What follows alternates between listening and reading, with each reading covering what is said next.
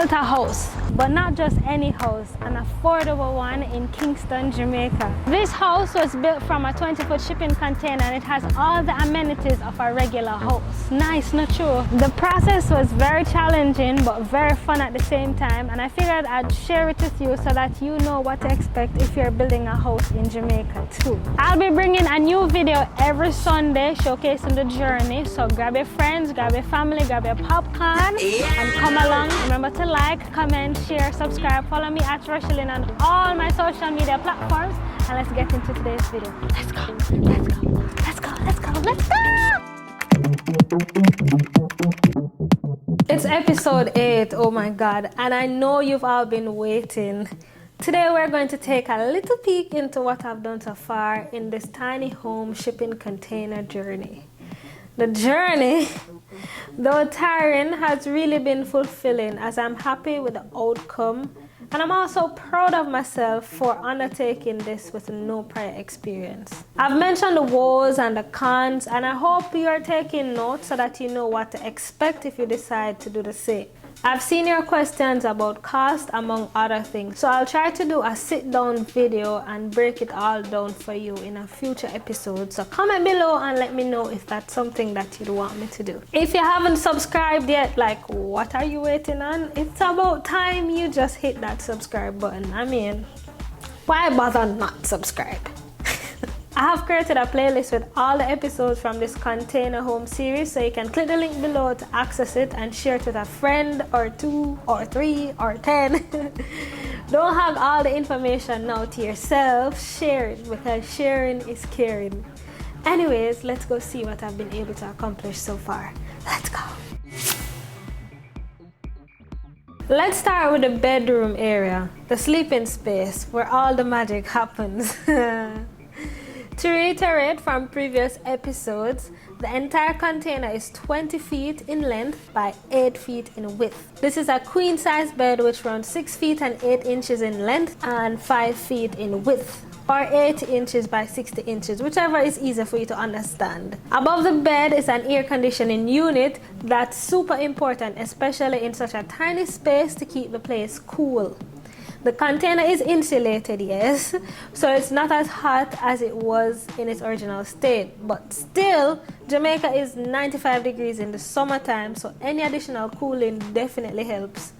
I found this place just below the AC, and I know it's a weird placement, but that was the best place that the electrician advised me to put it based on where all the wirings are in the container home. I mean, it works perfectly fine here, so it shall stay there for now. The grey tufted bed frame was purchased from Amazon and shipped to Jamaica using a local courier service, and it worked out perfectly to complement the grey wall panels of the container, paired with the grey velvet quilt that I bought in PriceSmart in Jamaica. Yes, I bought that locally, believe it or not. Now the closet situation. If you've been following each episode, you would know that I've been trying to find a solution to make the closet space work. In episode 6, we installed closet on the walls, but of course I needed a covering. Here it is before it was covered. So far, I've temporarily hung a curtain around it to conceal the space. This is definitely not the long-term solution, but it shall work for now as this is still a work in progress. The kitchen area has all the basic appliances that you'll have in a regular kitchen. There is a LG inverter refrigerator that I bought from a local home appliance store called Quartz, along with the inverter microwave that reheats food so quickly while using less energy with the inverter technology. When I say do it quickly, I mean it does it quickly. Like I could put some for 30 seconds and it's almost like I'm cooking it over. It's really good. I opted for a 4-burner stovetop because the rest of the stove is usually unused. The space is tiny, so there was no need to crowd the space with something that will probably never be used. The stovetop was purchased from a random wholesale in downtown Kingston. I don't remember the name for those of you that commented and asked, but I'll leave a link to a similar one that you can purchase on Amazon. Okay, I got you. The top and bottom cabinets were purchased and installed thanks to Ruddy. However, I have planned to change the color to either a light gray or a white finish in the future. For now, it'll stay in its original color, at least until I get some more money. This was all paid for in full and in cash, so you know how that goes. Now I gotta work up some more money to be able to continue to do what I want to do. But all good things take time, right?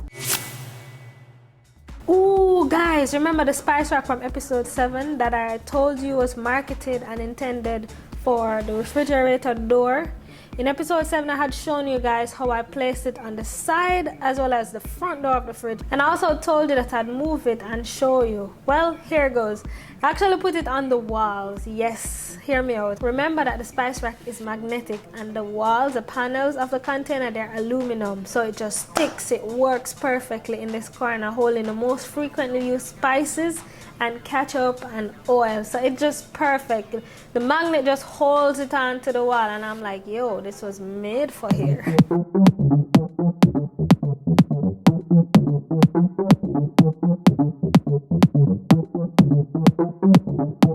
Inside the cabinet has all the jars that we labeled together in episode 7. Remember those? I purchased those on Amazon and I'll put the link to them in the description bar below. So just scroll down and click if you want to buy it for yourself. Anyways, I also added this can organizer, which is pretty cool to store all your canned foods. It's a bit messy right now with the crackers at the time of filming, but I hope you get the gist.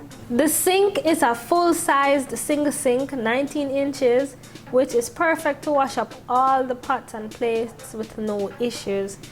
The dish drainer is perfect for both drying and storing the plates. Yeah, there's storage in the lower cabinet, but why bother when the plates can be dried and stored all in one place? The pots I've moved to the lower cabinet to be stored on the pot organizer that we put together in the previous episode. And again, just remember that the link to everything that I'm mentioning now and everything that I've mentioned throughout this journey, throughout this series, is in the description bar below, so you can take from it and get some stuff for your household if you see anything that you like. The silver dish towel holder fits perfectly over the door, tying in neatly with the silver handles of the cabinet. So does the tiny compost bin for the tiny home. It works out so perfectly, allowing me to store very little garbage on the inside of the container home.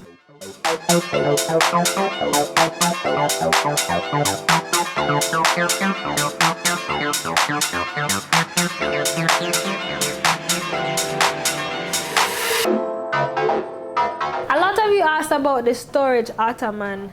I put a link to it in my description bar below. It's quite comfortable for sitting and perfect for storing clothes and other things that you don't want to have out in the open. Like, I love it.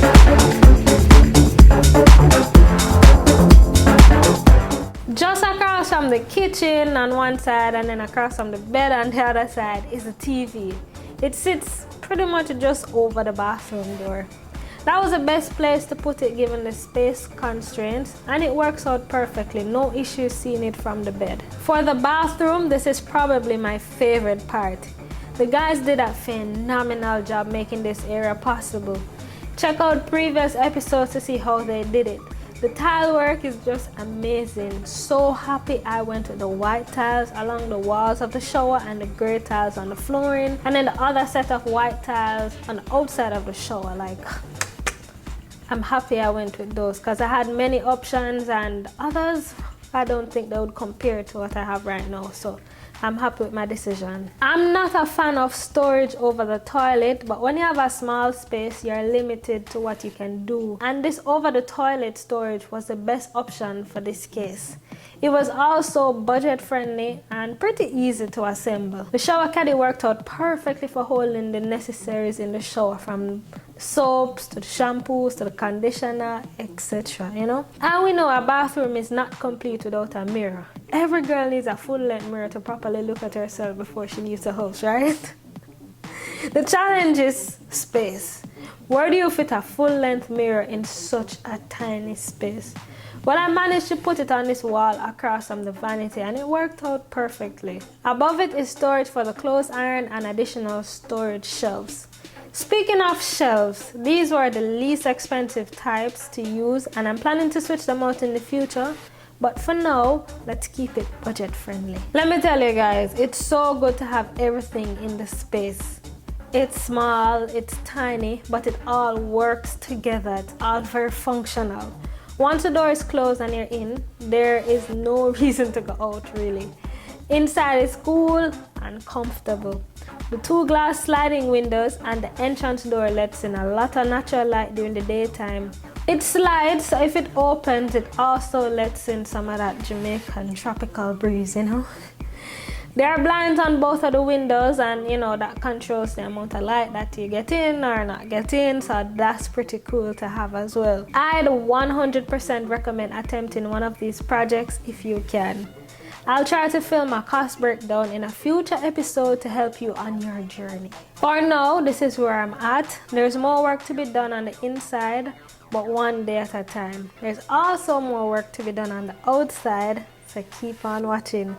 Thanks for being on this journey with me. Much more to come. Make sure that you're subscribed to see what happens next, where I'll be next, and what other projects I'm undertaking. Wink, wink.